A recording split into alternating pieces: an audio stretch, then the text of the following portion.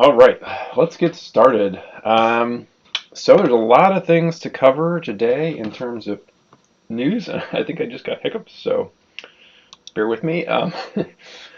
Anyway, yeah, a lot of things to cover today in terms of news.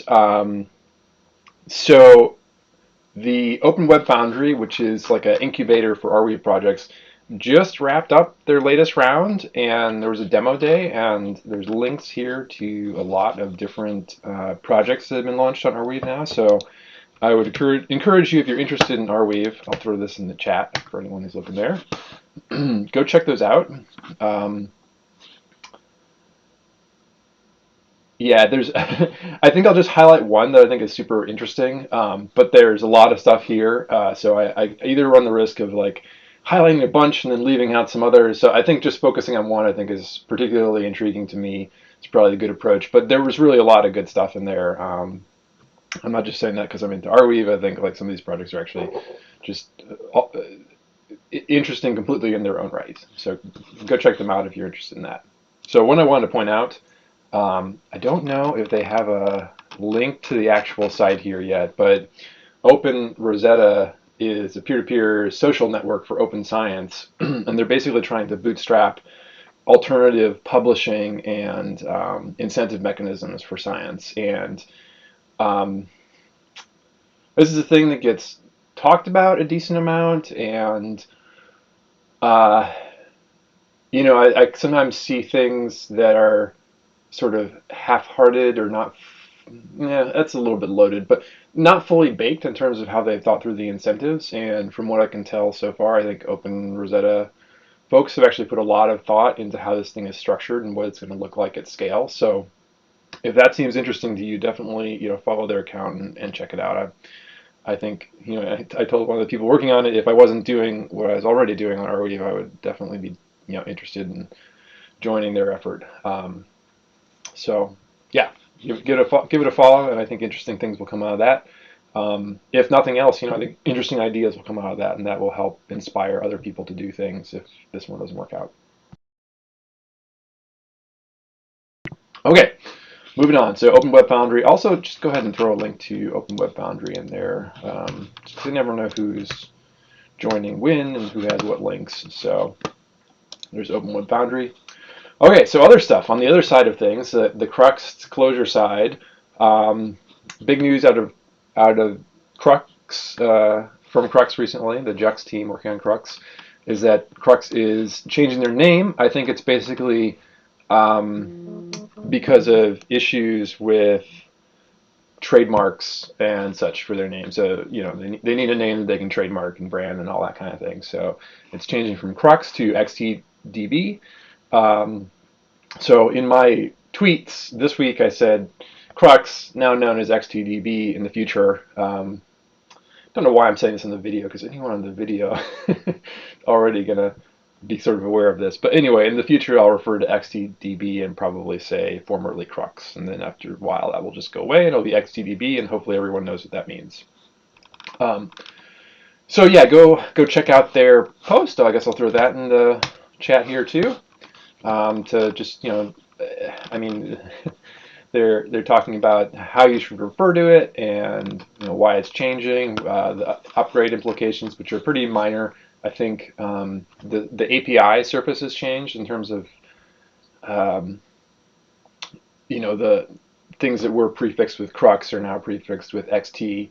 But I believe underneath the index is actually there's no actual changes in the indexes, so you don't have to re-index. But don't take my word for it. Read their posts. Stuff like this takes a lot of effort to do, and I'm sure they put in quite a bit of thought. And give them feedback if you run into issues. So yeah, that's cool. I wish them luck on that. Renaming things is always challenging, especially when the name's been out there for a while. Some other stuff which is not as new, but I only recently became aware of. So this is the XTDB development diary, formerly Crux, as just mentioned. I'm going to scroll down. So Lucene full text. We'll probably get into this eventually, but I'll just search for it. So in the future of Crux, I, I haven't changed the names in my brain. In the future of XTDB, um, they're going to be switching how indexing is done, and I may either in a live stream in the future, or I may just make an entire video about this, just talking about indexing in general and the different ways you can organize data, because I think it's not. I don't know. I wish the knowledge was out there a little more. I often see cases with databases where, like, if you organize your data correctly, you can often get an entire order of magnitude performance increase, and people are almost in disbelief about that if they're not familiar.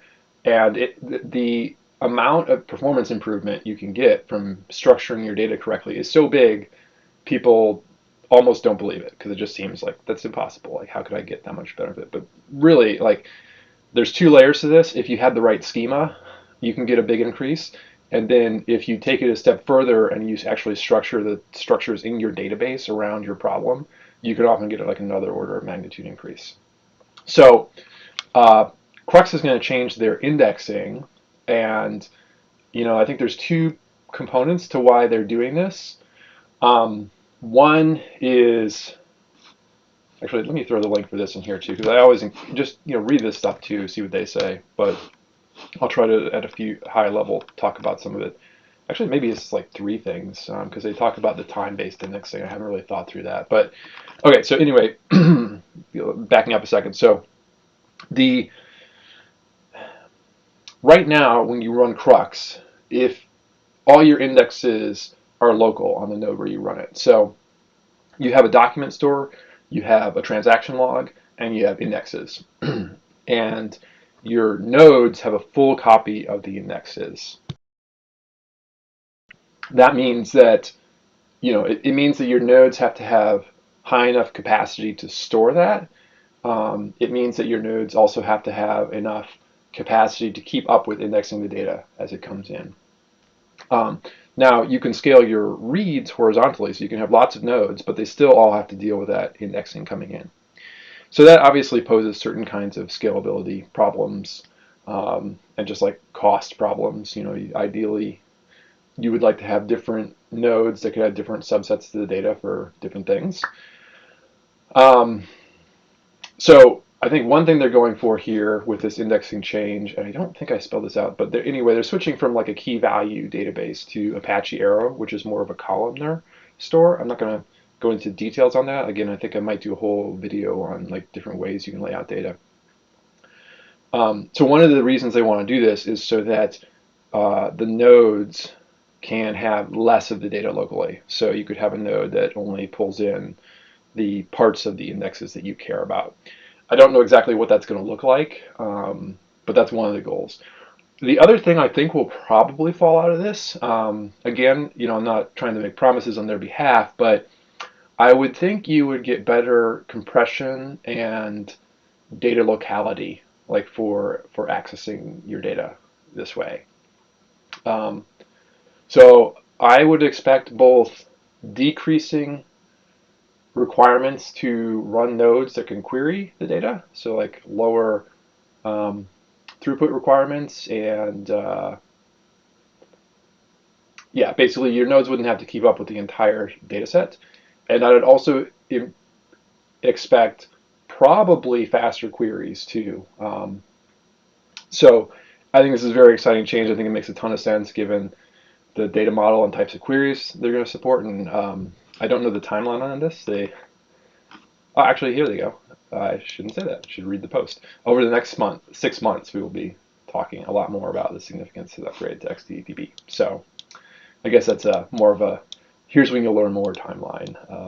I'm generally opposed to people actually sharing a lot about specific more than a month or two roadmaps. So this is kind of the thing they're working on next, or one of the big things they're working on next, and stay tuned for more details about it over the next 6 months. Okay, hopefully I wasn't too rambly. I think this is going to be a big deal for Crux. I think it's a good idea, and I'll probably dig more into the sort of high level how you structure data for optimal queries for different cases in the future.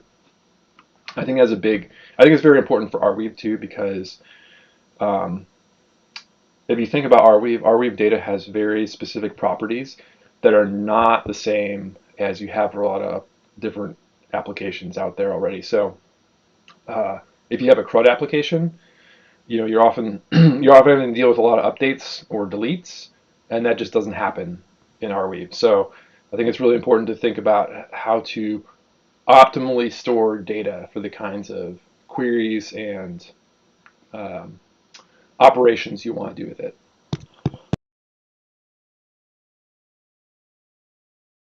Okay, so next topic.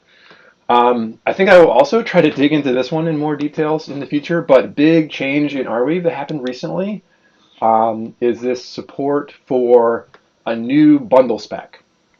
So, Arweave is a blockchain. It has blocks, and in the blocks are transactions.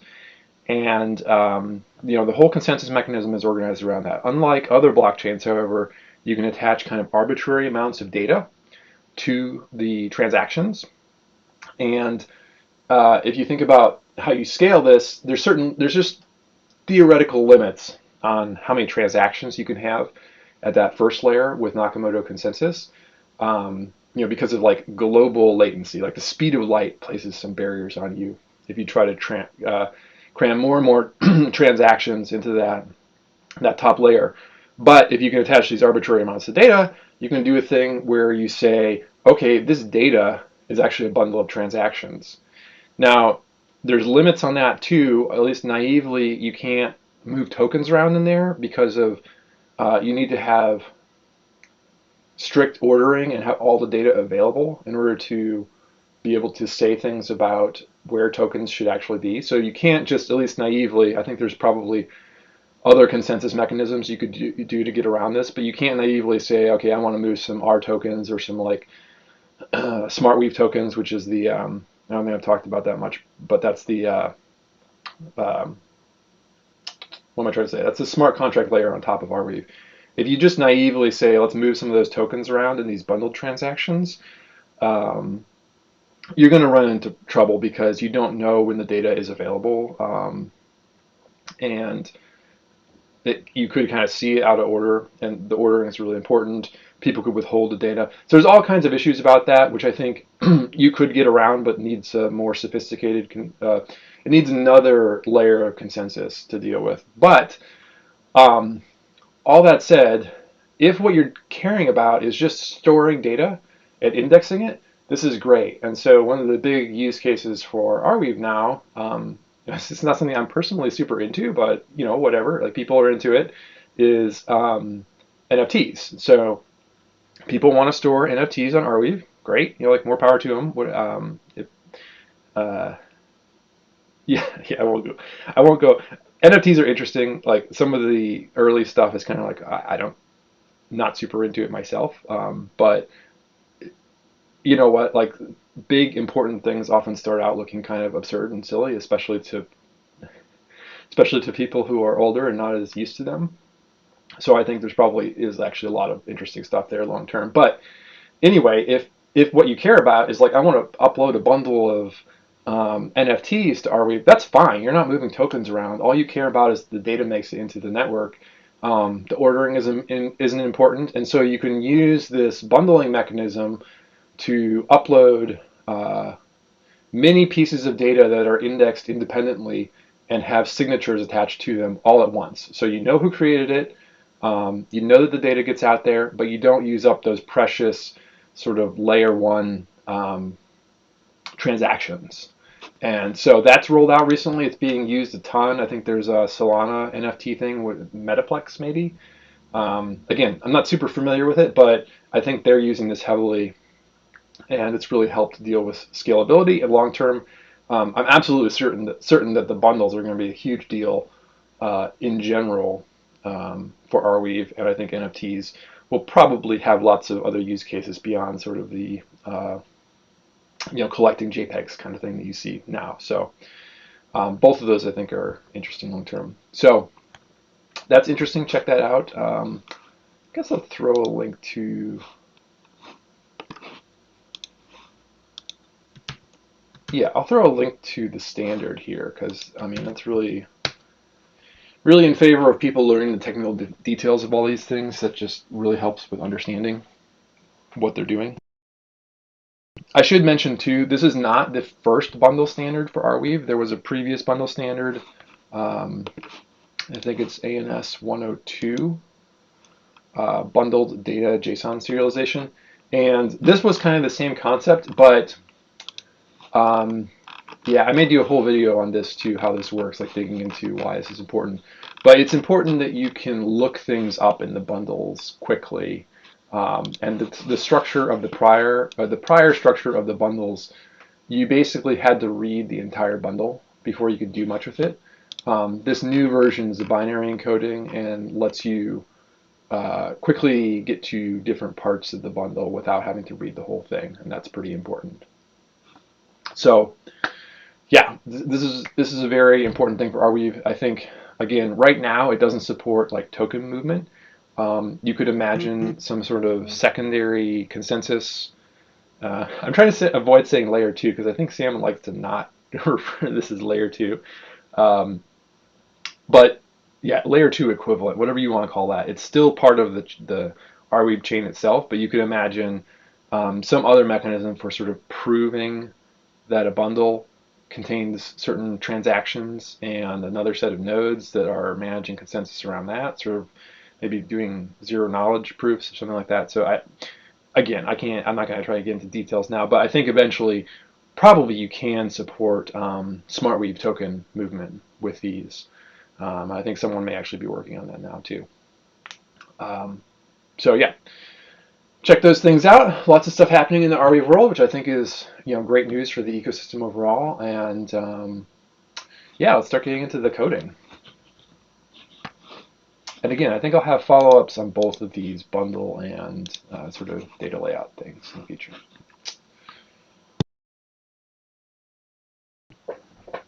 Okay.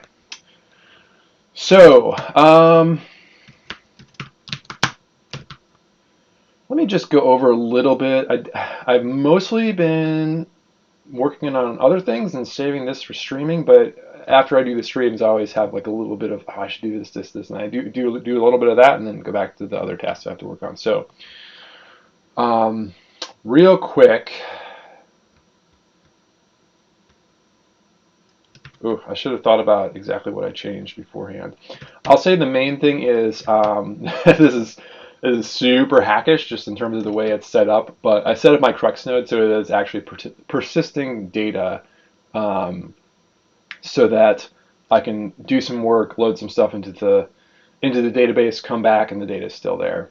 And the way it's doing that is I'm writing to the document store, which is I put in S3, and so that's just when we create these documents. So sure, it's good as any. So like this, you take a transaction, you put it into this map, you write it to crux. It's going to go three places. It's going to go the actual serialized version of the map is going to go in the document store. There's going to be a transaction entry that points to the document and describes the kind of transaction you're executing. Pretty sure it's right, like 95% sure I'm getting all the details right, but the high level is definitely right. So it goes into the transaction store, transaction log, and then the transaction log is processed and the indexes are written locally. So going through those one at a time, document store is in S3. I just fired up a Confluent Cloud Kafka instance. So it's managed service. Seems pretty cheap. I put a to-do in my to-do list to remind me when the free credits run out to check and see how much I'm spending on it. But seems pretty reasonable for playing around. So the transaction log is going to go into Kafka. My configuration is here, which has API keys, so I won't show it.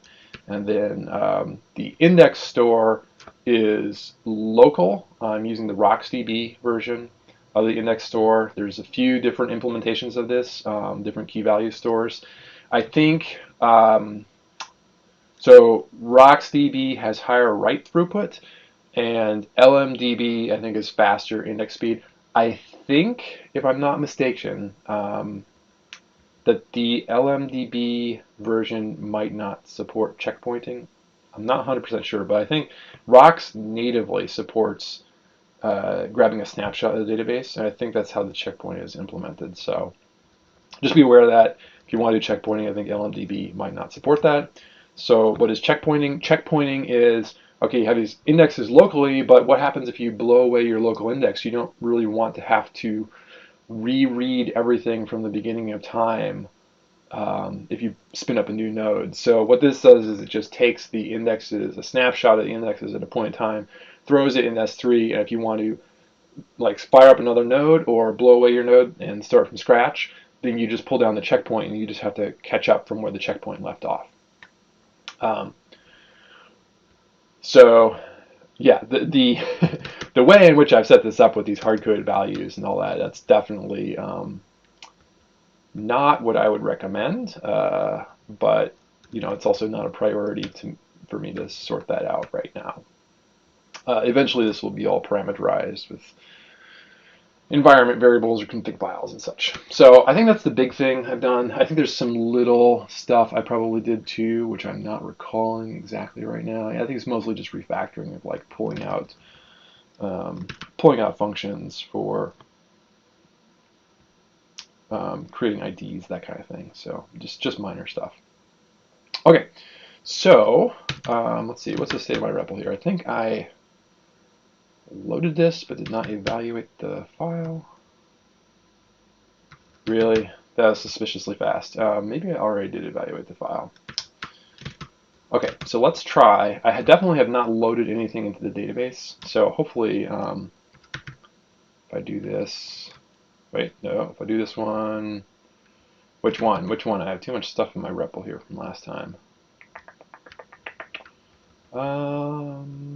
Entity queries. Is that really? Let's try this one. Def query. No.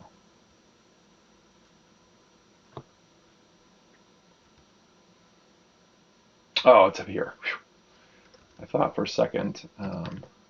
Okay, cool. So this is just checking that it did load correctly. So just verifying that that whole thing I just described actually works. So I definitely have not loaded any data into it since I restarted my REPL. So the fact that I get query results means yes, the persistent stuff is all working.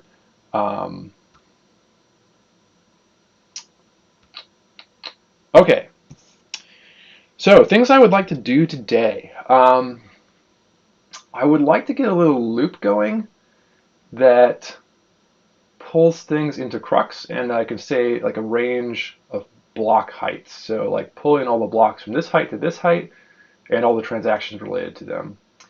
And last time I did this, I was working on this block to Crux transaction function. I still think this may ultimately be what I want to do. But I think for experimentation, I am going to split this up and have the blocks themselves go in a transaction, and then each Crux transaction also, I'm sorry, each Arweave transaction go in a separate XTDB transaction. I'll try to keep saying XTDB. I haven't updated anything in this file yet. So this is still on this is still on before the name change. So that's why you see Crux everywhere here.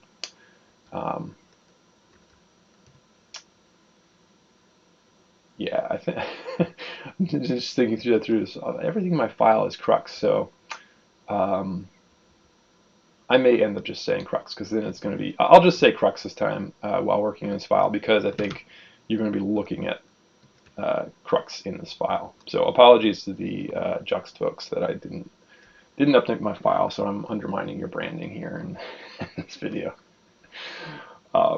I'll try to get that sorted by next time and updated so I can provide any feedback if I notice anything wrong. But it's going to be super confusing, I think, if I say XTDB while you're looking at things to say Crux. So just say Crux in this context. Okay, so what I want to do is let's just call this, let's call it load block. So take a height, maybe. and then let. And then in here, I'll have a do seek. I'm just kind of framing this out before I write anything. So the gist of this is that we're going to take a, yeah, we'll probably have like a load tx. So we're going to take a block, we're going to grab it, load it in, grab the transaction hashes from it, and then load each of those in. And each one of those will make a separate crux transaction. And then once we get this going, I think the next thing would be to load in the tags. And then we could try to execute some queries. I think we may have time for all that. We'll see. I'd really like to get to the point where we can try to replicate some of the GraphQL queries that are in the Arweave GraphQL guide. There's too much stuff going on in Arweave, though, so I spent a lot of intro time on that. Arweave and Crux / XTDB. Or XT. I think maybe I'm just supposed to refer to it as XT based on their posts. I'll try to get that all sorted out in my head before next time. Okay. Yeah, so let's do this. Just going to do a little copy paste here. Get block by height and ooh, that's kind of gross. I called this H for hash, but call this height. They're both H's, so I think it's just that. Let's find out. So eval that. Let's do a little comment here. So Arweave.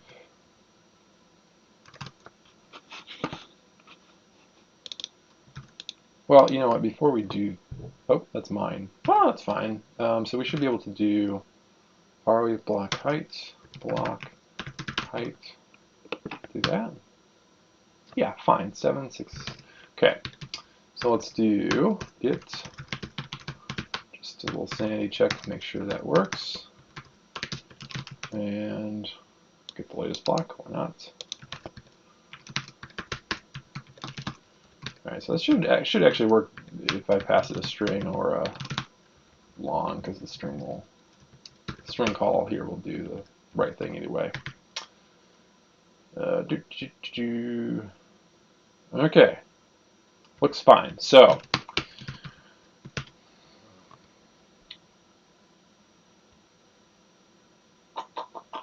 yeah, so let's do this. So we'll do, this is the raw block. Get by height, pass in the height, we're passing in there. And then we'll want to do our block to doc on the raw block. So we'll call this block. Oops, no. Ah. By the way, I've all but decided I'm going to give NeoVim a shot. Because there's certain frustrations that I keep running into with Emacs that pretty low level and hard for me to debug. So sad but true.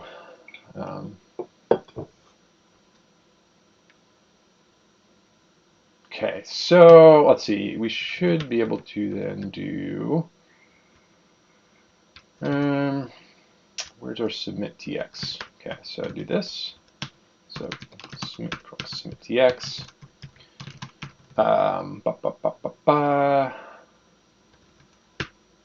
You know what? We'll pass in node to make this less, slightly less hackish. And oops, crux tx, oops, dot tx slash put, and block.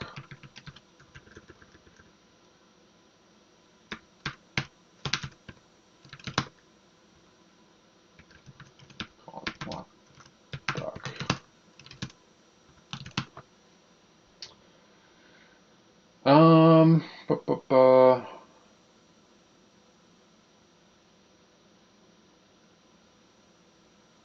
Yeah, so let's just run that real quick and see what we get.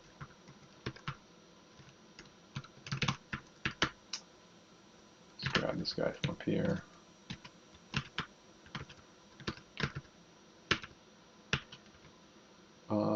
Here we go. Okay. By the way, last time we worked on this, I talked about doing block attribute documents or metadata documents and blocks. I'm not sure we'll need to do that. I think what we may end up with is just blocks, with only the subset of fields we care about as these top level attributes, and then like I don't know what to call them, but basically just a tiny little document that maintains the height to hash mapping. Um, because I believe that when you query, the thing I would be concerned about, right, is retrieving more data or having to process more data when querying than I would want to. And I'm fairly certain that when you're querying attributes that Crux has indexed, it does not need to retrieve anything from the document store in order to satisfy those queries. I probably need to dig into that a little bit more, but I think that's the case. Certainly.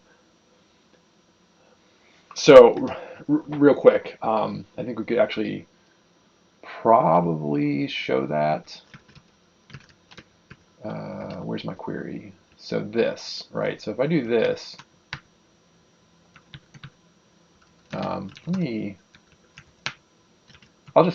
okay, so you can see how quickly that comes back.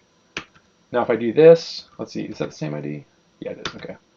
So if I do this, it should take, like, I don't know if it'll be visible in the video, but I would guess this would take a little bit longer because starting up from fresh node, I don't think there's any local on disk document cache. You'll have to go out to S3.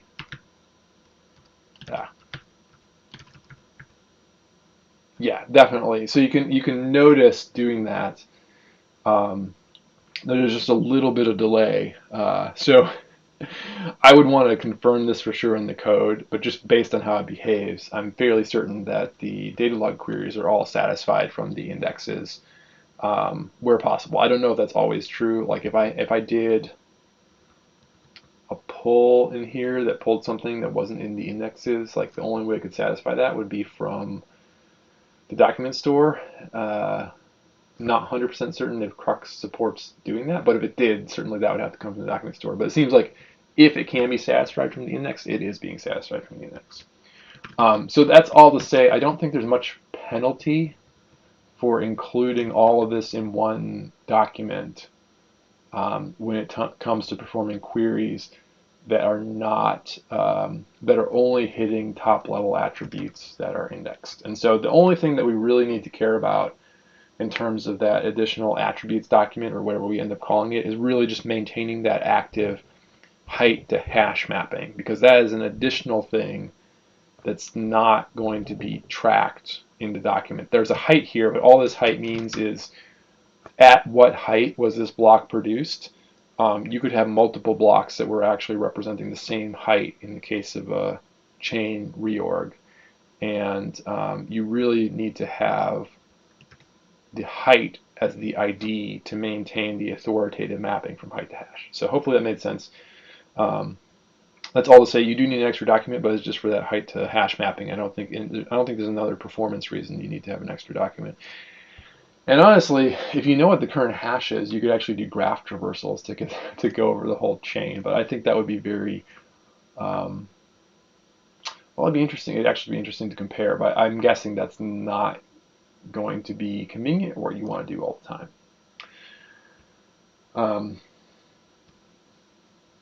Okay, so let's go ahead and try this. So we'll just change this. Did I evaluate this? Yes. Okay. Let's change this to load block and oh right, because I added the node so that it doesn't reference global stuff. Cool. Third transaction ID here. So Now,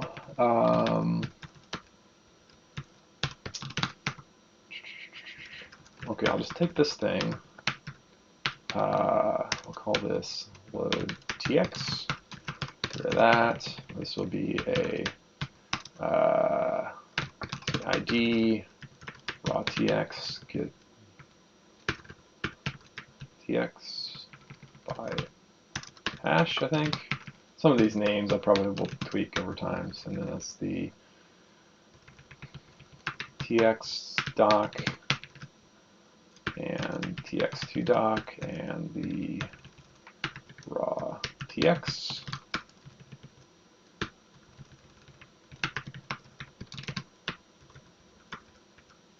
Oh, not the raw tx, the tx doc, sorry.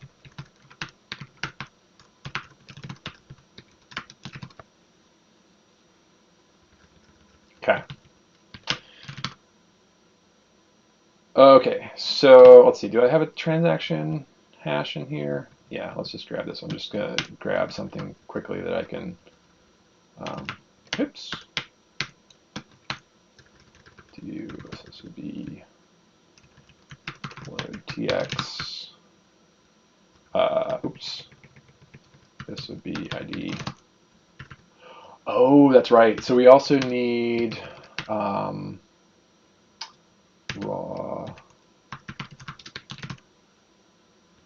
block,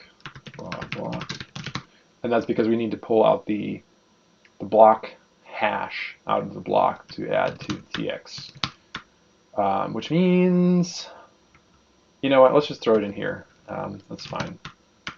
We'll go ahead and do this. Okay, so we have the,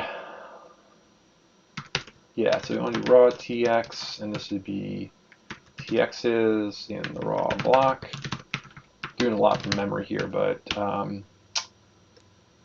then we do load tx, so we have the raw block. I'll talk a little bit more about this in just a second. That's not the raw tx, is it? That is the, oops, txf, txid.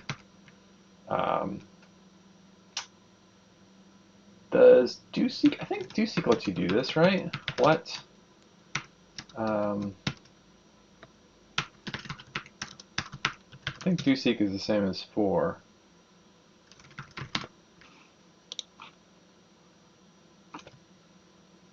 Filtering is for, yeah, so let's look at for. And for actually lets you put let bindings in there. Yep. Okay, raw tx would be get tx by hash txid. Get the raw tx. Okay, is that looking right? So we're going to iterate over the tx's from the raw block, which are actually, they're not the full transactions, they're the hashes. So that's transaction ID.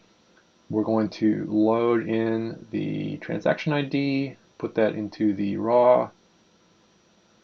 Yeah, we're going to load the transaction by the transaction ID, get the transaction by the transaction ID.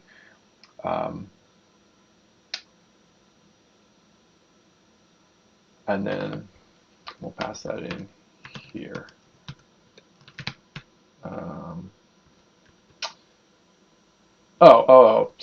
Okay, fine. Yeah, I was, never mind me. I was forgetting how my own code was structured here. We were already doing that in the load tx stuff. Sorry, lost track there. Okay, should work. Wait, why is that complaining? Unresolved symbol node. Really? Oh, it's probably just because of the order. Yeah, that's fine. That's my linter being a little over helpful. I think probably because I haven't configured it correctly for this. Usually I just have the linter disabled for comment blocks, but I think I haven't configured that in this repo yet. Okay, let's just throw caution to the wind and run that. Felt like maybe there was something I was going to explain about how this works, but it's totally slipped my mind now. So let's just run it and see what happens. Oh, I should probably. Oh, okay. I'll make one update. Part of the reason I was doing this is because I think we'll get rate limited. So I'm going to put a sleep in that do seek. Yeah, let me go ahead and do that. So we'll just put a thread sleep as milliseconds. Sleep like 250 milliseconds.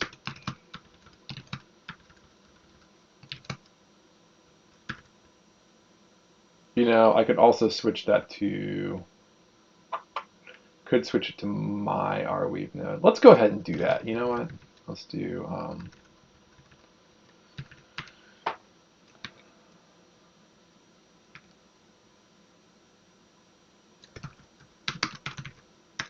def our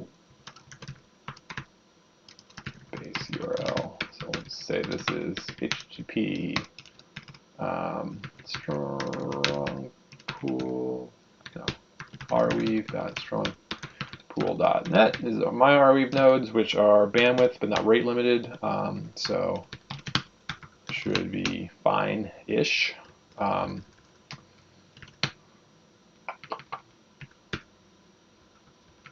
I think it's nicer if I do this and leave the slash in there. I don't know. We'll go with that.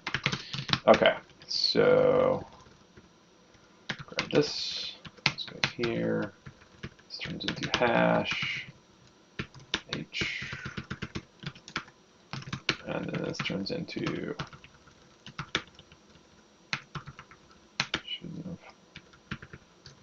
tx. Okay, let's eval all that.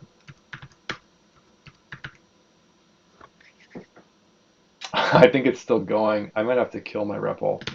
Let me do that. I should also maybe see how many transactions are on that block. I would like to load all of them. So, okay, so let's just go ahead and evaluate this again.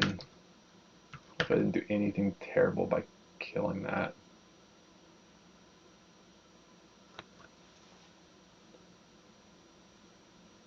It's probably taking a second just to load the buffer here.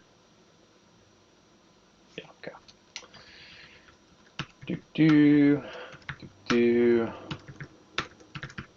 Okay, yeah, everything's loaded. So now if I do this, first of all, I guess let's go ahead and we'll just do, oops,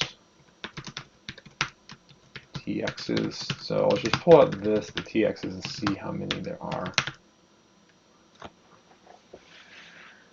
Request type not found. What? Really? What did I do wrong?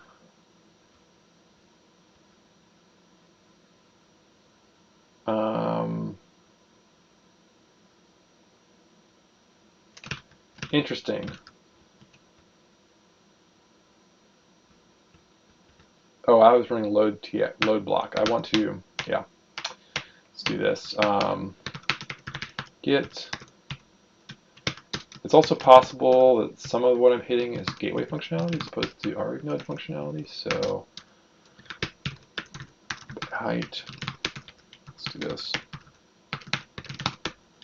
Check a simpler thing first. Oops, get block, not TX. Okay, so let's see. Just trying to check to see if it's hitting my node correctly. Request type not found. Really? Okay.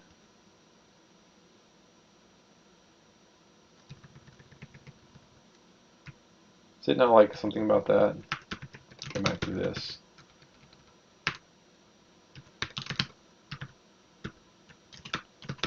Might have to stick with Arweave.net because I don't want to debug that right now if that's the problem. Ooh, request type not found. Still?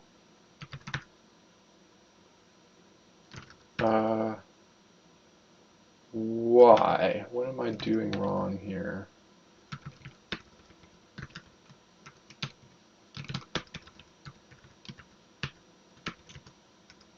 Probably something silly. Arweave.net. Oh, yeah.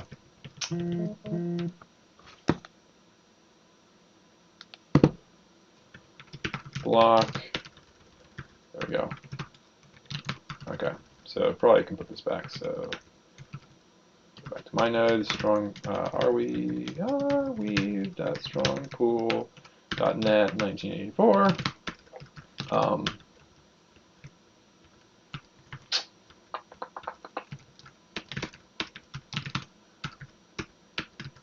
Okay.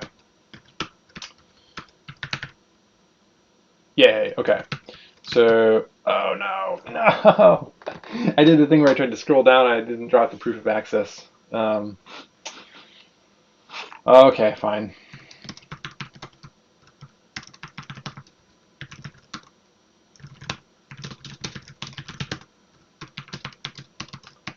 Sigh. Okay. Sorry about that. Get back to my engine. No. Going to the wrong place here. The gateway is what I'm looking for. May rename this repo actually to like indexer or something more clever, because I don't think this particular repo is going to end up being a gateway implementation itself, but we'll see.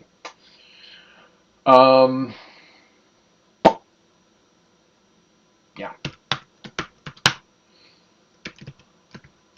Okay, go back down here, and let's just do tx. Well, actually, let's thread this. So, oops.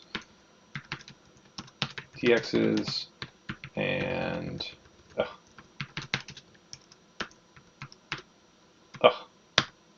oh my goodness.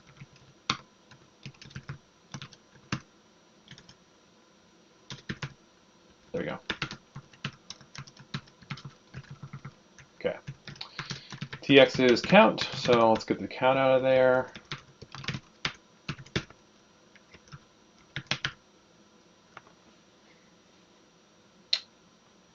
I don't know if I've evaluated the buffer before doing that.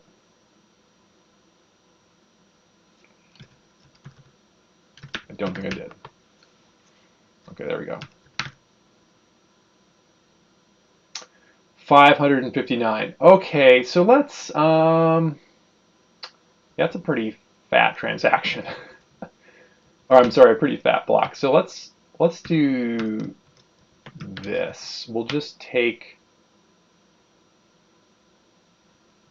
say, take 20 out of there. Yeah. We'll do it this way. So let's just thread this. This is gross hard coding in here, but whatever. Okay, so now let's load that.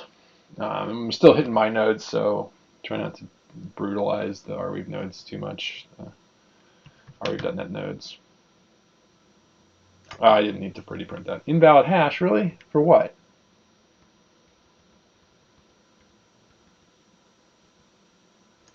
Transaction hash? trn txid txid.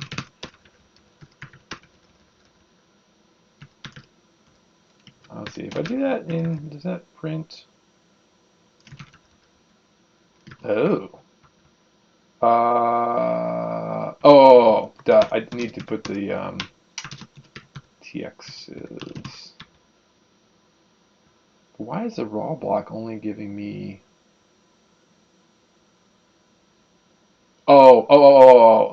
Because I forgot to put tx's. Yeah, that's super confusing what it's doing there. In terms of like the error. Yeah, that should work.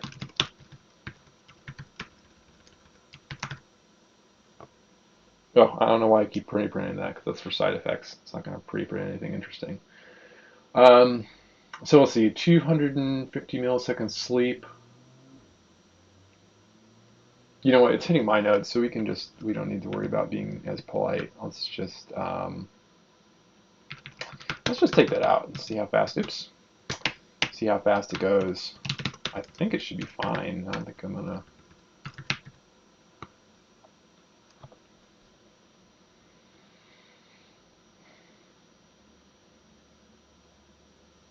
Cool, cool, cool. So now, um, yeah, we're starting to get some more interesting here. So if I do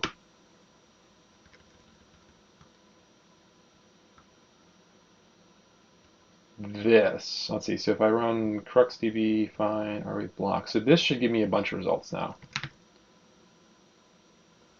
Oh, not a bunch of results. Okay, let's do, yeah, let's do uh, tx. Let's just say t. I don't know. I like using single letters in here. So t. Actually, that's fine. Let's just get the document IDs. So this is going to get the transaction document IDs and the blocks they're associated with. So this should give us, I don't remember how many transactions. This should give us like 20 something transactions, I think. Yeah. Maybe? Did it give me more than 20?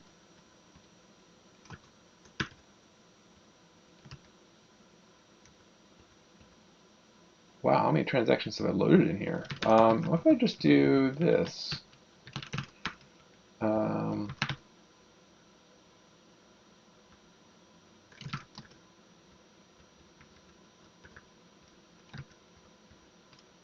That is more than I was expecting.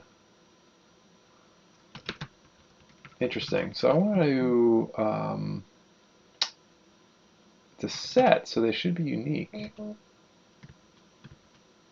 Oh, you know what? It probably that first time I ran it, it actually loaded a bunch and I didn't realize it. Yeah, that's probably what's happening.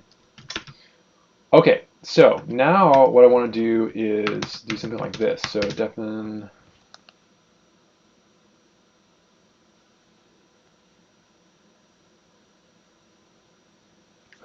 Okay, load block range. So it's going to take a node, start, height, and height. That's a little slightly more verbose than I often make my variables, but okay. So we should do seek. By the way, in a lot of ways, this is very unclosury because we're doing all these do seeks and executing side effects. Usually, closure, you want to build up a value and then do something with the value. But I'm doing this so that I can deal with failures during the process. So if like one of these transactions failed, that's fine. I can deal with that, keep moving on, and I can also do things like throw the sleep in here pretty easily. Final code for this I think will look different, but this is a good way to kind of experiment with things in the REPL. I think. Sure opinions would vary on that. So okay, so this would be the height, and we'll do a range, start, height, end, height. So this range is inclusive on the start and exclusive on the end. So it's going to be from this height to right before this height, which is fine. Don't think I care exactly how that works right now. Then in here, block, we'll just do a load block, and we'll pass it in the node and the height. Okay, so now we should be able to get a nice amount of data. And remember, we still have this hack in here, so it's only going to pull 20 transactions from each block. That's fine, though. Not worried about that right now.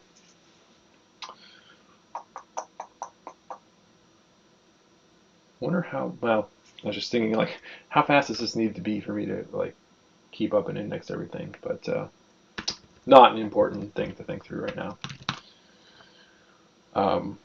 Should be fine, I think, if I'm pulling from my own nodes, but I'll have to do a little experimentation with that. Okay, so let's see. Does that look good? I think so. So we're going to take the node, start height, end height, and create a range, and then load the block by the height over the range. Seems like it should work. Let's try it. So, boop. So I'll do that. And we'll do load block range. You know what? Well, whatever. I'm going to go ahead and do it. There. No, the linting of that node thing is annoying me. I just don't like seeing the red underlines. Load block range, and yeah, it's complaining because I haven't put the start in, so we'll just do minus 100. That's a lot. Let's do minus 10 to start with. So this will load the 10 blocks prior to this block. So let's do that. And we're cutting off the transactions just for the sake of testing. Again, I don't know why I'm pre-printing the output because there's no useful output from that, but that's fine. We'll at least know when it finishes.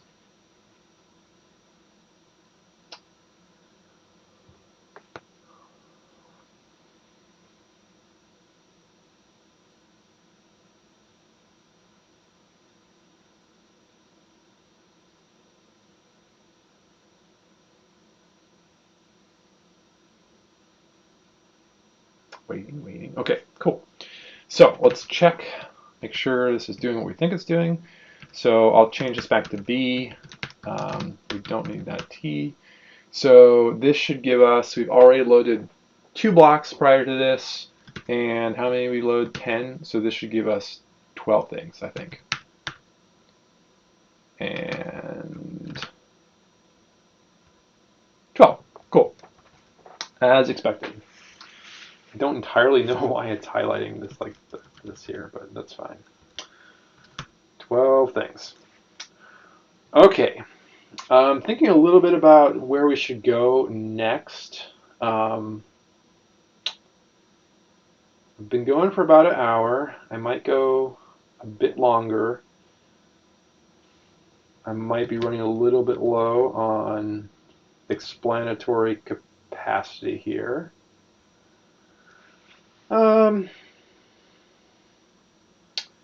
Should we try to get tags in there?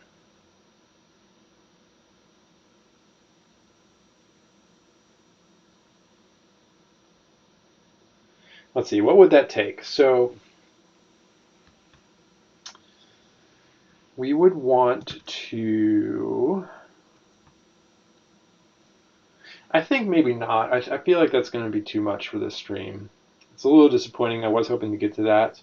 But what I'll probably do is actually end up writing the tag loading code off stream here.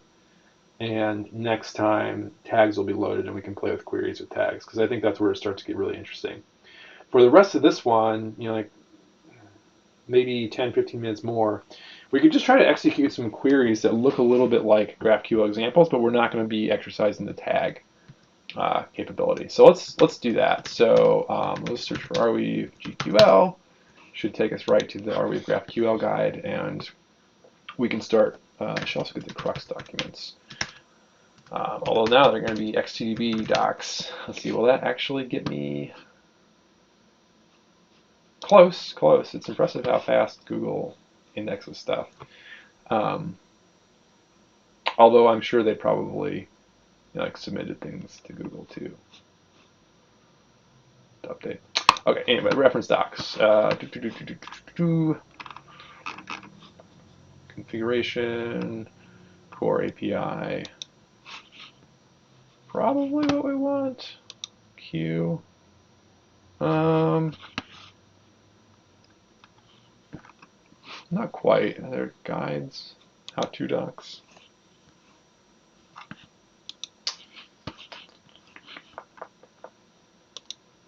Configuration. Queries. I think queries is probably what we want.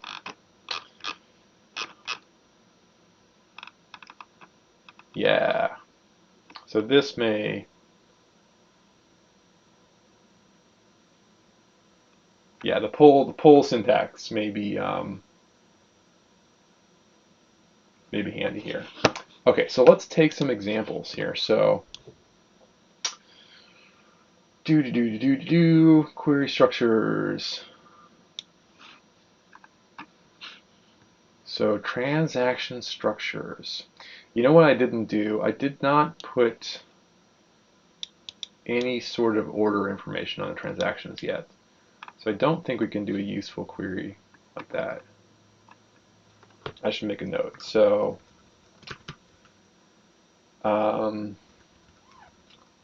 add tag count. Yeah, that's an important note too. So to do. By the way, side note. So I added a tag count to blocks, and I'm going to do that to transactions too. And the reason, oh, I'm sorry, a transaction count. Yeah. Tag count and transaction count. So the reason I want to add these counts is essentially so that I can check the data. So I can query for like all the transactions on a block, say, okay, how many of those did I get? Check that against the count I saved on the block, and that would tell me if like, oh, so for some reason on ingest, I didn't write a transaction. Now, if I'm doing them all in one batch, that should basically never happen. Either the whole transaction, I think, either the whole crux transaction should succeed or fail.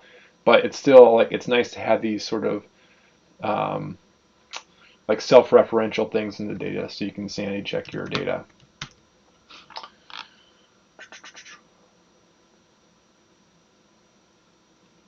That's a pretty boring query. So this is just like give an ID. You know what? We could do this, but like pull some things back on the transaction. So we don't have a whole lot there. Yeah. So let's go ahead and do that.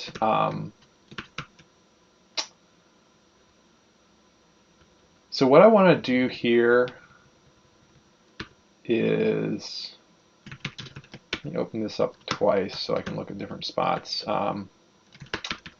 So instead of tx, I think I'm going to do tx ID, and we'll say ID. So I'm just kind of going to construct a query that is in the form I might build on for other queries to show a little bit about like maybe where we'll go next time.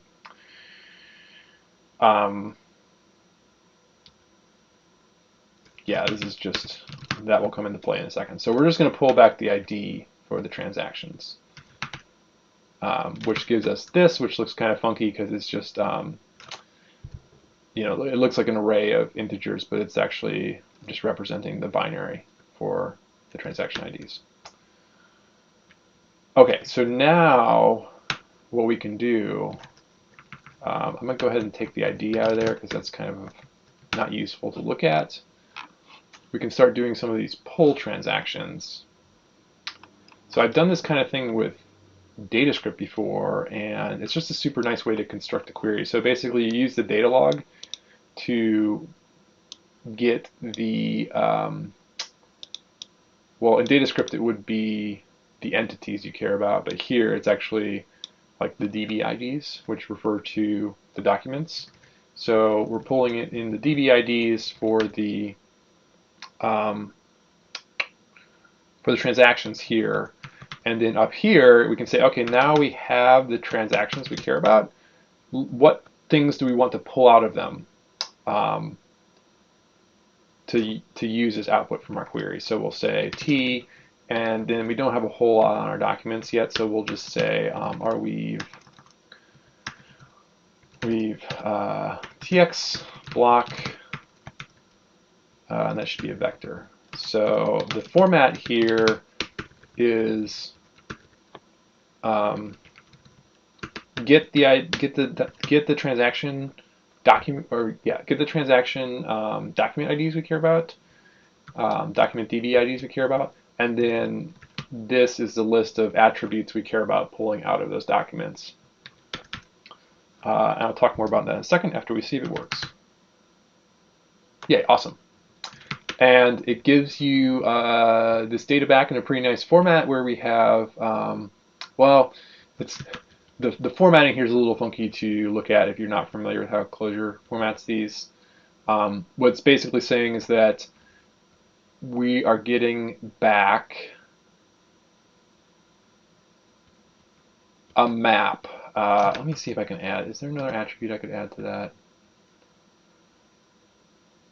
Yeah, let's go ahead and add the ID too. Sure. Let's do this. Just because I think it'll be easier to explain that format. Yeah, so this is a little confusing formatting for non-Clojurists, but this is we're getting back a vector because the query rows, so to speak, I mean, they're not exactly rows, but the query, each entry returned by the query is a vector. So if we have multiple polls, each one of those would be an entry in the vector. And then in the vector, the first item in it here is a map of, let me grab one of these and I can reformat it. So this thing here is equivalent to Arweave,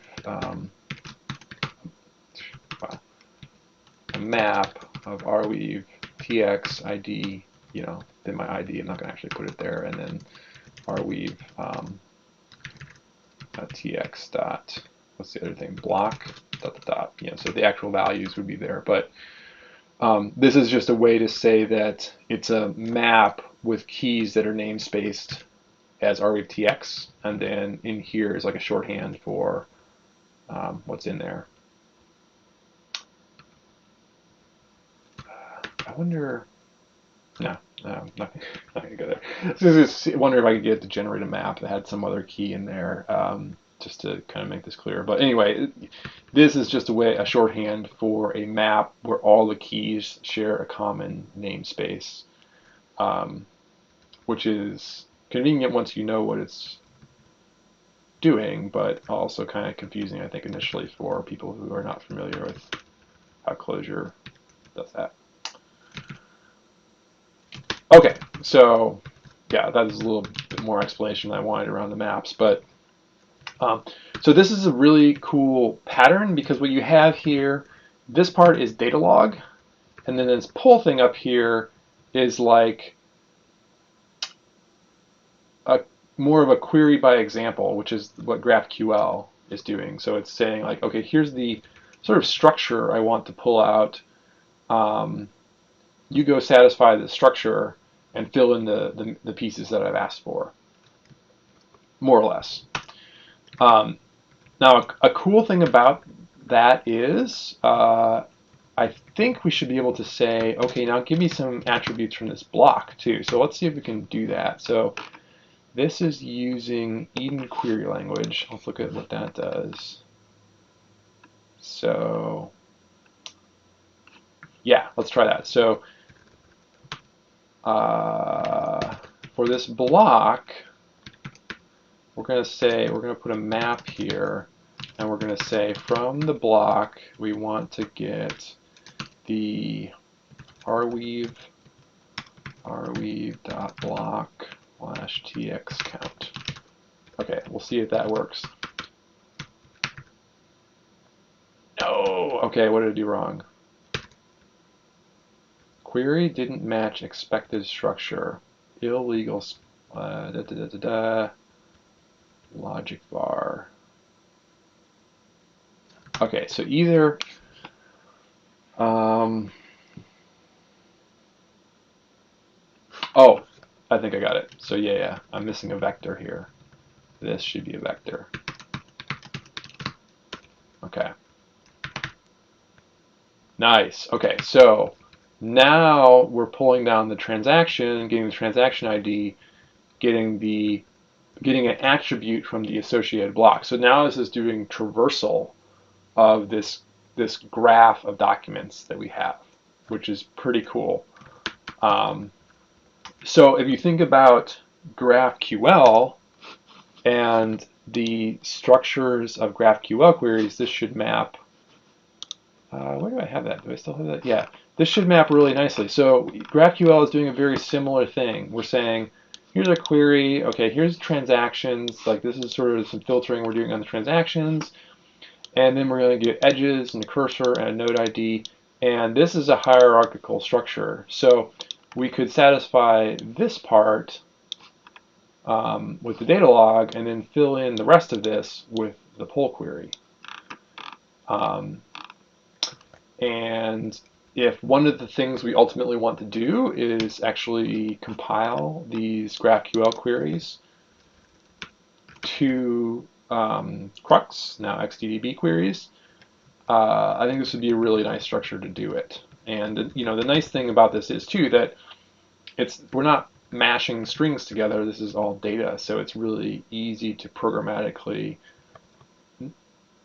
knit this together out of pieces. Um, so let's see, anything else in here worth digging into this time? I think probably not. Did I actually finish my thought of adding the... No, I didn't. Add ordering information. So we will need to record, I think, the ordering information on the documents. I do not think... So one thing that's nice about Crux is it does preserve ordering information if you have a vector of things in an attribute. I do not think that those get indexed. I need to look that up. So there's multiple ways I could imagine you do that. So if you say you have a vector of things, does it matter? I need to look that up. So I'll just say there's two different ways you could imagine so that things could be indexed. So let's say we had, instead of having instead of just using this to link this back reference to link together transactions and blocks, we could also do something like this, where you have Arweave block tx's, and then we put the vector right here. Oops, should be s there. You know, with the transaction IDs or transaction document IDs here. This would be order preserving. I do not know offhand if Crux unrolls that and then indexes it. I think not, but I'm not highly confident of that. So one way or another, though, we need to have the order of the transactions recorded in a way that we can query out.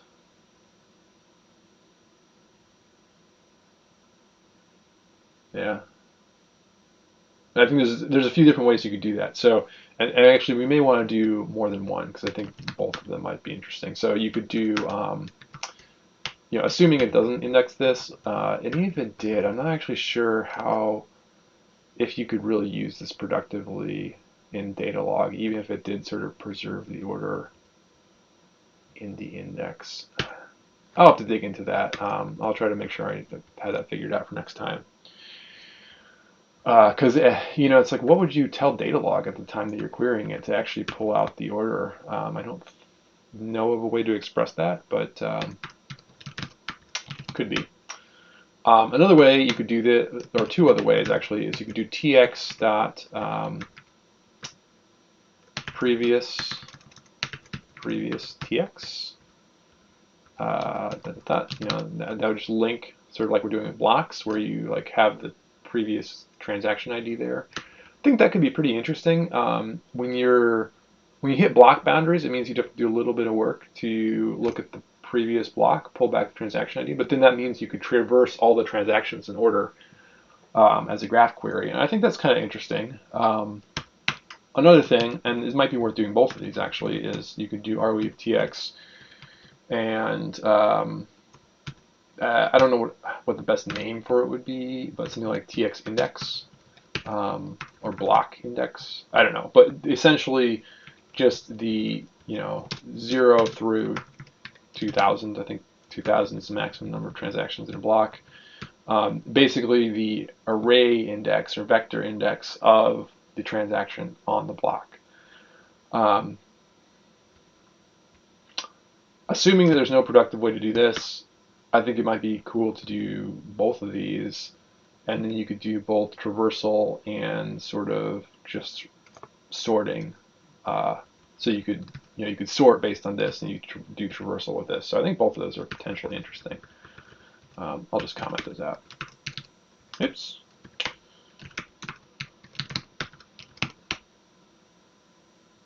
Yeah, so pretty good progress here. I think this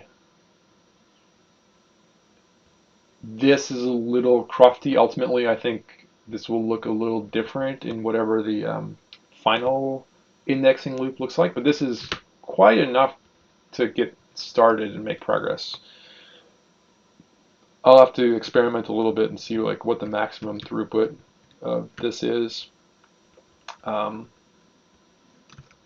Not super important. I mean, right now too, for my REPL, it's doing a lot of round trips. It's like going out to S3 and going out to nodes.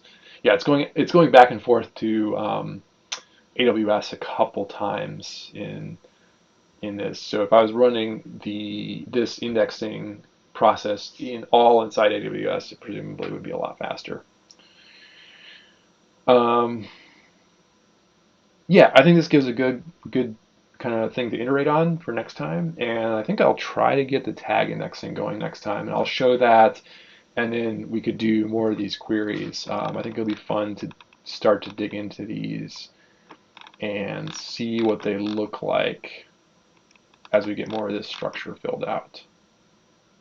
I think a lot of these should be fairly easy to directly express in data log. I mean, like almost directly translate with that combination of the data log and the pull for pulling back attributes that we care about.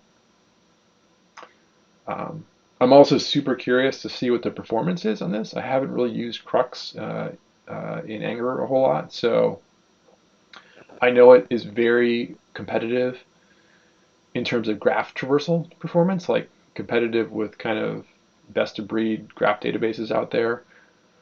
I don't know how it compares to say like a relational database or an analytic database on other types of queries. I would think it would be pretty competitive on a fair number of queries with a relational database, and I would think it would, with the current structure, it would be not that close to, say, an analytic database doing aggregates. But